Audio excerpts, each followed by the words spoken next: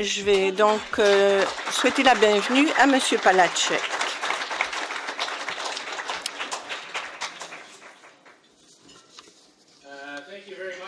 Merci beaucoup. Bonsoir, confrères, consoeurs. J'ai le plaisir de vous apporter des salutations au nom de 52 000 travailleurs des postes et travailleuses au Canada. C'est un moment important pour le mouvement syndical et pour votre syndicat et le mien en particulier pour ce qui est de ce qui nous attend prochainement. Je crois que c'est un temps idéal de se tenir unis, d'avoir des échanges. Je suis très honorée d'être votre première invitée spéciale à une de ces activités et j'espère qu'il y aura une plus grande collaboration dans l'avenir avec le mouvement syndical dans l'ensemble parce que notre force, c'est de s'unir. Tous les syndicats de ce pays doivent montrer leur solidarité. Et je suis heureux de vous parler après l'ère de M. Harper.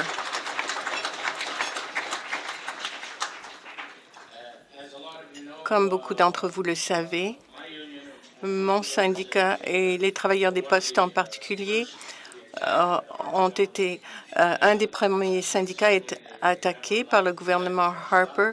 Ils ont sans cesse apporté des coupures pendant tout leur mandat. Bien sûr, ça se continue. Nous avons un nouveau gouvernement en place. Nous essayons de voir où ce gouvernement s'oriente. Nous n'avons pas encore rencontré le nouveau ministre. Nous espérons qu'il y aura de nouvelles orientations, mais bien sûr, nous faisons face à plein de défis. Emmanuel a dit que j'étais élu comme le plus jeune président de l'histoire du syndicat. Et la blague, c'est que je vais être le plus vieux et je commence à me sentir d'ailleurs plus âgé. Il y a eu de grandes attaques contre les services postiers en général et le service que nous fournissons aux Canadiens à l'échelle du pays entier.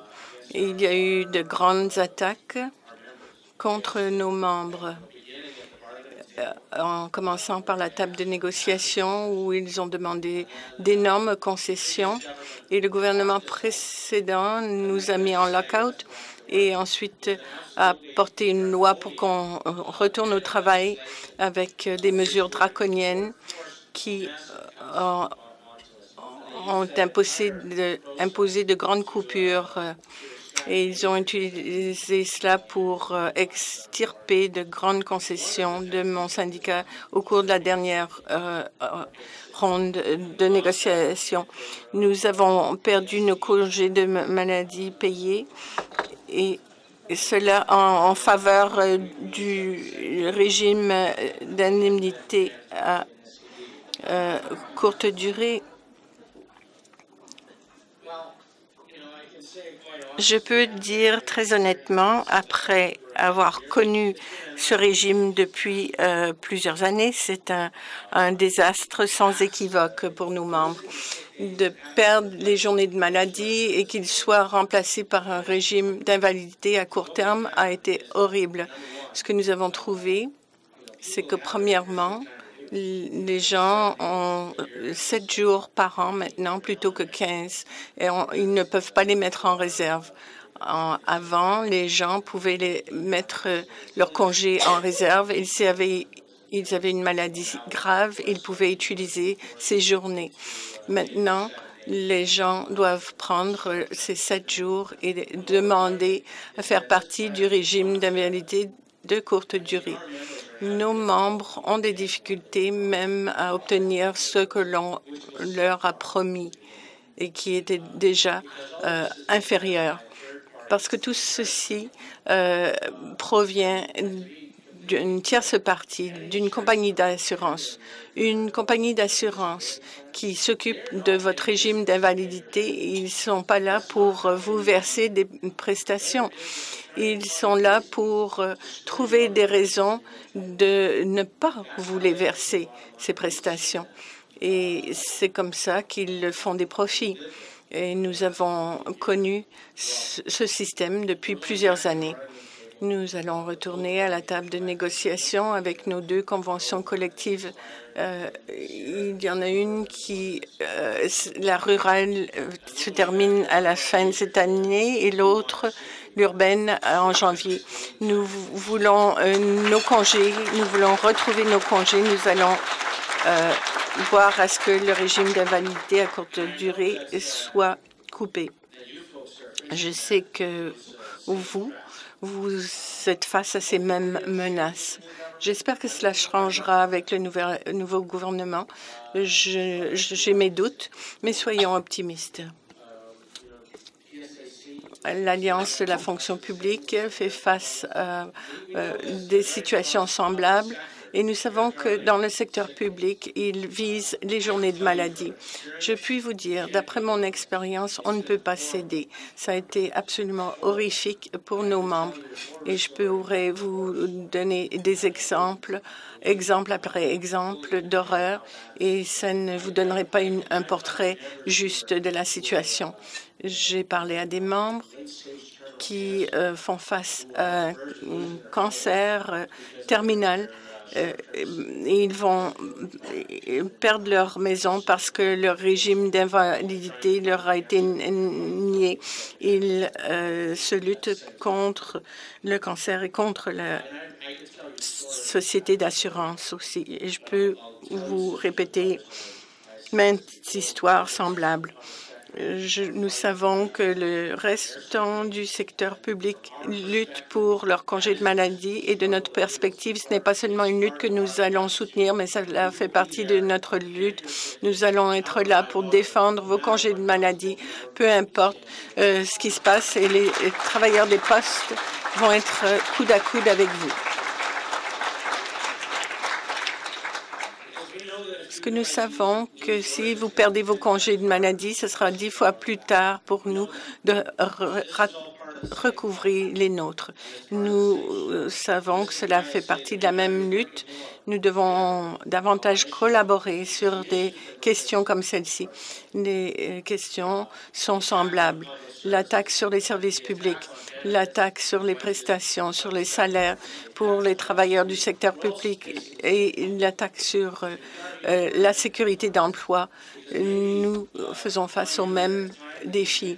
Ils peuvent peut-être essayer de buter contre un syndicat à la fois, mais ensemble, ils ne pourront pas nous toucher. Alors, ce ne sera pas tout rose parce qu'il y a un nouveau jeune qui a été élu au Parti libéral. Il faut qu'on puisse miser sur nos forces et sur notre solidarité. Alors, la campagne auquel nous faisons face maintenant, je veux vous remercier pour le travail de solidarité de votre syndicat. Et vous avez été là à chaque manifestation, chaque fois que nous sommes à la ligne de piquetage, nous voyons des membres de la SAP qui sont à nos côtés. Mais cette lutte que nous avons, nous savions dès le départ qu'il ne s'agissait pas de l'état précaire des finances de Poste Canada, comme il disait dans la presse.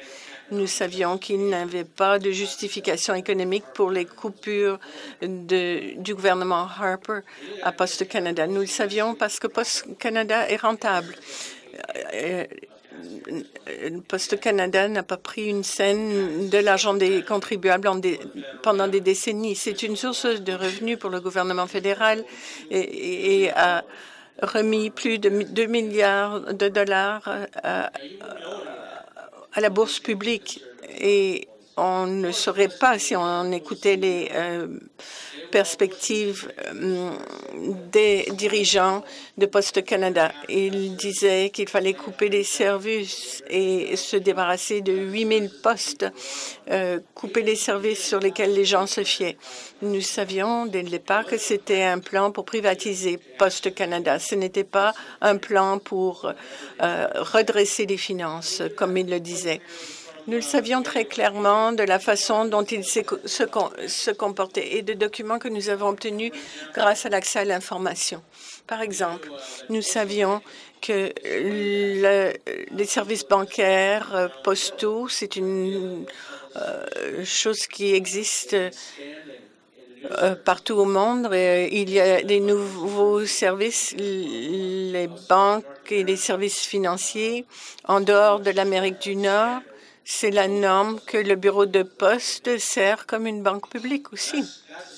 Et c'est un service qui est vraiment nécessaire dans ce pays. Et Poste Canada pourrait vraiment offrir ce service. Si vous regardez les régions rurales, au cours des 10 dernières années, les grandes banques ont fermé 5000 succursales. Il y a des centaines de petites villes partout au pays qui ne sont pas suffisamment grandes pour avoir une succursale bancaire, mais qui ont un bureau de poste. Donc, ces communautés seraient très bien desservies par la banque postale. Nous savons que dans des régions urbaines, les grandes banques refusent de donner des comptes bancaires aux marginalisés de notre société. Ils ne donnent pas des comptes bancaires aux pauvres. Et il y a toutes ces opérations qui s'ouvrent dans des villes, des opérations louches. On ne voit pas ça quand on va en Grande-Bretagne ou en France ou dans d'autres pays industrialisés. Dans ce pays, chaque citoyen canadien devrait avoir un compte bancaire. Il ne devrait pas aller vers ces petites boutiques louches de prêteurs sur gage. Et c'est quelque chose que nous voulons depuis des années, pour lequel nous avons fait campagne. Nous sommes rendus compte que Poste Canada a fait une étude de 4 ans là-dessus. Ils allaient toute voile devant avec cela. Ils ont regardé une stratégie de diversification. Nous avons 100 pages de leur étude de 800 pages parce que les autres 700 pages, ils l'ont fait noircir par l'entremise du service d'accès à l'information. Nous savions que c'était un bon plan. Nous ne savions pas que Poste Canada allait de l'avant. Mais en septembre 2013, le bureau du Premier ministre a reçu un rapport qui avait été demandé du Premier ministre un rapport du Conseil privé sur la privatisation des services postaux autour du monde. Ils ont commencé la privatisation au Royaume-Uni et ils ont dit que c'était un succès. Ils ont étudié DHL en Allemagne. Ils ont dit que c'était une réussite. Il y a toute une partie du document qui traitait de recommandations et qui avait été noircie et qui a été intitulé secret. Nous avons une bonne idée de ces recommandations. 3 semaines plus tard, le projet de banque postale a été éliminé et 6 semaines après, ils ont annoncé la coupure de 8000 postes et la coupure de services sur lesquels les Canadiens se fient. Donc, nous connaissions leur visée, mais il y a autre chose qui est vraiment important sur ce qui se passe depuis la dernière année et demie. Nous avons réussi à mettre les freins là-dessus. C'est devenu un enjeu électoral important et ça a joué un rôle pour lutter contre le gouvernement conservateur. Et nous l'avons fait grâce à une campagne très longue. Nous avons dit que c'était un marathon et pas un sprint. Et je crois que c'était juste. Nous avons essayé de mobiliser nos membres face à une grande défaite et ensuite de faire le lien avec nos alliés, avec les communautés dans des organisations comme celle-ci, avec d'autres syndicats, des groupes communautaires, tendre la main à d'autres et voir qui était plus touché par les coupures et les services. Et c'était notre point de départ. Dans les communautés partout au Canada, nous avons pu mobiliser des milliers de postiers pour sauver la livraison à domicile, de parler aux gens, de tenir des assemblées communautaires, d'aller à des réunions de candidats. Et nous avons pu soulever cet enjeu. Nous avons commencé à rencontrer des organismes qui représentent les personnes âgées, les personnes ayant des problèmes de mobilité, tous ceux qui étaient touchés par ces coupures. Donc, ce n'était pas simplement le syndicat qui était là pour dire nous allons arrêter ces coupures, mais c'était le syndicat, les travailleurs et ceux qui se fient à ces services. Et nous avons créé des coalitions de cette façon. Les gens ont trouvé toutes sortes de façons de nous aider. Bon, le temps file, mais cette campagne a donné une nouvelle vigueur à notre syndicat. Ça nous a permis de nous préparer pour la prochaine ronde de négociations, mais nous avons joué un grand rôle dans la défaite de cet ancien gouvernement. Nous sommes optimistes, mais une semaine après l'élection fédérale, Poste Canada a dit qu'ils arrêtaient la livraison du service, la fin du service. Ils arrêtaient d'installer les boîtes postales. Nous allons continuer à exercer des pressions. Les libéraux ont dit qu'ils veulent faire une étude de Poste Canada, qu'ils vont étudier la question. Nous leur disons que c'est très bien, mais cette étude ne peut pas être faite dans les coulisses à Ottawa. Nous espérons un examen complet du mandat et là où nous pouvons avoir notre mot à dire pour qu'on ait les bureaux nécessaires. Nous allons lutter pour que ces services reviennent. Nous avons beaucoup de chemin à parcourir, mais c'est avec le soutien d'organismes comme la CEP, de nos alliés dans le mouvement, des gens comme vous qui assistez à ces réunions, qui veulent des changements, qui nous ont permis cette victoire. Je veux vous remercier, consoeurs, confrères, de nous avoir épaulés pendant cette lutte. Je sais que vous êtes à la table de négociation et je promets que nous allons être là pour vous aussi. Merci.